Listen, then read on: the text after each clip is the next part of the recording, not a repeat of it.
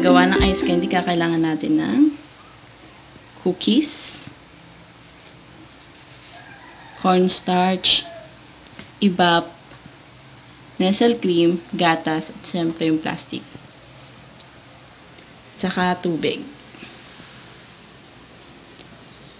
Itong tubig is 2.5 ml siya.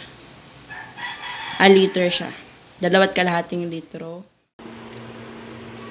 Pag ganito na yung consistency niya, pwede na natin siyang patayin. Naka 10 minutes lang ako, tapos binabaan ko na din yung apoy o yung heat. Tapos, ililipat natin siya sa container at sasalain natin siya para mas pino siya kasi yung iba nagbuo-buo na. Lalagay na natin yung gatas. Nasa cream. Yan, nandito yung cream ng biscuit. Tapos, kung makikita nyo, nagdagdag kami ng graham crackers para mas maganda yung consistency ng natin, mixture. Kaya mag-alala, medyo mag-ano naman siya.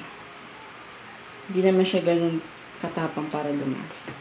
Tapos yung sa asukal, kayo nang bahala kung gaano kadaming gusto niyo, kung gaano katamis. Pero ano lang, note lang na pag gagawa tayo ng dessert, lalo na pag ilalagay yung malamig o ipi-freezer natin siya, mas maganda, mas maraming asukal.